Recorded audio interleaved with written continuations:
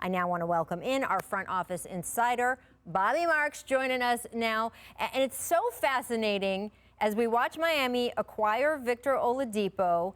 The Rockets could have just had Caris LeVert we were talking about during the break. What do you think of all the machinations that have gone on since the James Harden trade with Houston and now with Oladipo going to Miami?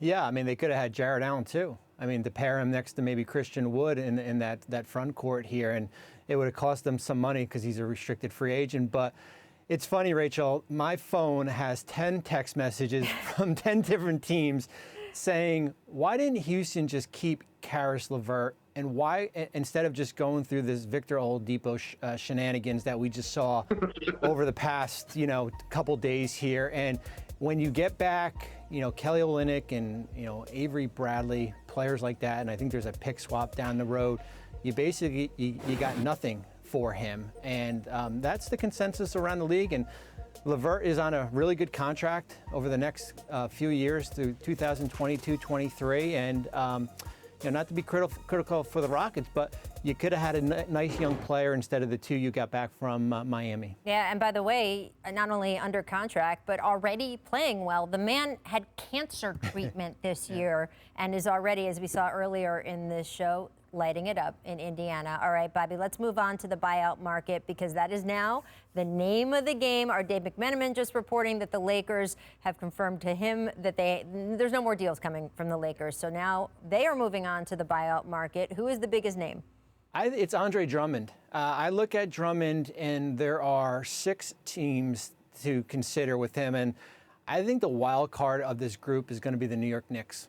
I think if you are New York and if you're Andre Drummond, you're looking at a marriage here that could be long-term. Anywhere else he goes is going to be a rental based on team's cap situation with the Lakers or maybe even Brooklyn. With Drummond to New York, it's an audition for a team that's got $50 million in cap space this summer, an opportunity to play. And if he goes to a team like Brooklyn or even the Lakers, there's no guarantee that he's going to play 25 to 30 minutes. So he's the number one guy for me from the buyout standpoint. Perk, what would be more important to you if you were a guy like Drummond? Would you want to go to a team like the Nets or the Lakers where you feel like you could win a ring this year? Or would you want to go to a place like, say, the Knicks, where you could have maybe a longer-term stay there and possibly line yourself up for more money? Well, it all depends on who you are, Rachel. I mean, some guys want to win and some guys want to get all the letters that they possibly can, and you can't knock them from that. And I think it's going to come down ultimately to what Andre Drummond want to do. If he want to go to New York and audition and get more money, or he want to go win a ring. I mean, he done already made $100+ million in this league. I'm not counting his pockets. He's not getting younger. He should be wanting to go win a championship. And I do think if he goes to the Los Angeles Lakers, there are some minutes there for him. And I think he could get about 25 to 26 minutes a night because they are missing that lob threat at the basket. They're missing those two guys like Dwight Howard and JaVale McGee. Marcus Gasol, I love him, hell of a career, former defensive player of the year, but he's not what the Lakers need. So if I'm Andre Drummond, you got to choose between the two, whether I want to go for me a ring and put it and try to win me a championship to have in my trophy case, or do I want to go audition and keep filling up my bank account? It's on you either way. All right, Bobby, so that's a little bit about Andre Drummond. Who's your next name on the list all these teams are going to be competing over? Yeah, LaMarcus Aldridge in San Antonio. And, when the Aldridge rumors came out, I guess a couple weeks ago, the number was just so high, Rachel, for a trade to happen. And San Antonio has been known to do buyouts. I think we're going to see one come down the road here. They did one with Pau Gasol and DeMar Carroll. Aldridge in Miami is certainly a match to keep an eye on. The Heat now have these roster spots based on this Oladipo trade that they can go out and sign Aldridge and have him maybe back up behind Bam Adebayo, or maybe experiment and play with Adebayo there. But Aldridge to the Heat is probably the name and team to certainly to watch over the next couple days. And it's interesting because LaMarcus Aldridge, he has not, let's just face it, he has not been playing well for the Spurs lately. But I want to turn to you guys. You are both former Spurs sitting here in the studio with me. And you said during the break to me, you said San Antonio is a place that if you're not happy, it's hard to play well. So if that's part of the issue that's been going on with the Spurs, do you think if he moves to another team, if he moves to, say, Miami like Bobby's talking about, his level of play will go up? Well, let's just look at two veterans just this season.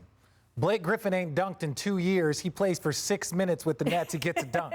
James Harden looked like he was, at Big Mama's house with a fat suit. All of a sudden, he's an MVP candidate for the Brooklyn Nets. Yeah. If LaMarcus Aldridge ain't happy, I'm going to personally believe that there's a lot more in the take than what he's presenting right now. That doesn't mean you want to trade for him. Doesn't mean you want to do anything. Pay the huge salary, but if he's getting bought out. But if he's getting bought out and he can show up on your roster, my belief is that he has a lot more ability. You all think about this. This is one of the guys that scored 50 points in the game without shooting a three. So you know the guy can score. If you put him on a team like the Miami Heat with that staff around him, he can score in the paint all day. We know Pat Riley and that crew is a grinded, gritty type of team. And look, even though people don't look at LaMarcus Aldridge in that type of form, but he is that type of guy in the post, doing work in the post, getting buckets like that. So if he goes to the Heat, it'll be great for them. The one thing I will say is that if he was not happy in San Antonio, I'm very curious to see how the structure and the intensity of Miami. Because without a doubt, the two places that are the most structured and consistent are Miami and San Antonio. But here's the thing is, I was miserable in Phoenix because we weren't winning. Okay. And when you're not winning and you're used to winning, it plays on you mentally. So when he's going to the Heat, who just came out the finals, he's going to be energized, he's going to be excited, he's going to be ready to play. He was miserable way before. He was miserable way before that. That's what happens when you go for the money. That's what happens when you go for the money. You've got a microphone on. Oh, okay. Well, don't tell anybody. LaMarcus has been miserable for a while. Thanks for watching ESPN on YouTube. For live streaming sports and premium content, subscribe to ESPN+.